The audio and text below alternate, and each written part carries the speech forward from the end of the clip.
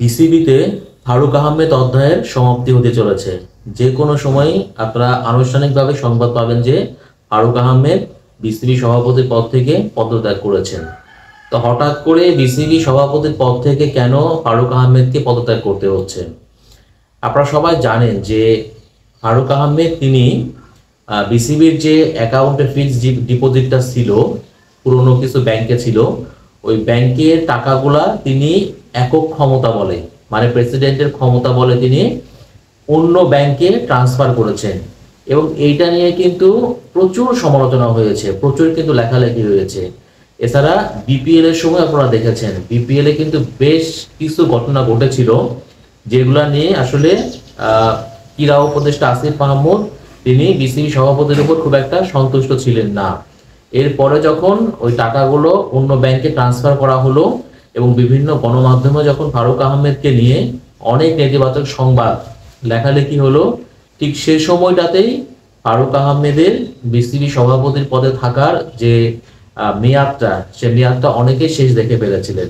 তবে কেউ কেউ এটাও মনে করছিলেন যে অক্টোবরে যেহেতু নির্বাচন পর্যন্ত হয়তো ফারুক আহমেদকে বিসিবি প্রেসিডেন্ট হিসেবে রেখে দেওয়া হবে, বা শেষ পর্যন্ত সেটা কিন্তু হচ্ছে না। কারণ ফারুক আহমেদের সঙ্গে ক্রীড়া উপদেষ্টা আসিফ মাহমুদ তিনি তার বাসভবনে বৈঠক করেছেন এবং সে বৈঠকে ফারুক আহমেদকে স্পষ্ট করে জানিয়ে দেওয়া হয়েছে সরকার বিসিবি সভাপতির পদে, মানে শীর্ষ পদে পরিবর্তন চাচ্ছে।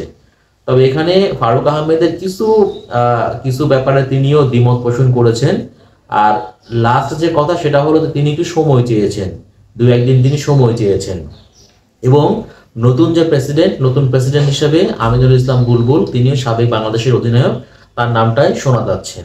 এখন ফারুক আহমেদ তিনি তো এর আগে ন্যাশনাল টিমের চিফ সিলেক্টর ছিলেন। তারপরে গত 5 আগস্ট যখন আওয়ামী লীগ সরকারের পতন হলো, এরপরে তাকে কিন্তু জাতীয় ক্রীড়া পরিষদের কোটায়, মানে 2 জন পরিচালক জালাল ইউনুস এবং সাজাদুল আলম ববি, তারা পদত্যাগ করলেন। তাদের জায়গাতে ফারুক আহমেদ এবং নাজমুল আবেদিন ফাহিমকে প্রথমে পরিচালক করে ভোটে নিয়ে আসা হলো। তারপরে পরিচালকদের ভোটে ফারুক আহমেদকে বিসিবি প্রেসিডেন্ট করা হলো। এবং ফারুক আহমেদকে নিয়ে কিন্তু সবার মধ্যে অনেক বেশি এক্সপেকটেশন ছিল। আলটিমেটলি দেখেন, বিসিবি সভাপতি হওয়ার পরে তিনি নানান বিষয়ে তিনি কিন্তু বিতর্কে জড়িয়েছেন, সমালোচিত হয়েছেন। এবং সে কারণেই এই অক্টোবরে বিসিবি নির্বাচন, অর্থাৎ তার এই সময়টা 5 আগস্টের পরে তিনি 20 আগস্ট দায়িত্ব নিলেন, বিসিবি সভাপতি হলেন, মাত্র কয়েক মাসের মধ্যে তাকে কিন্তু পদত্যাগ করতে হচ্ছে। তবে দেখার যে বিষয়, সে বিষয়টা হলো যে আসলে ফারুক আহমেদ নিজ থেকে পদত্যাগ করেন কিনা, নাকি তাকে সরকার চাপ দিয়ে তাকে সরিয়ে দেয়।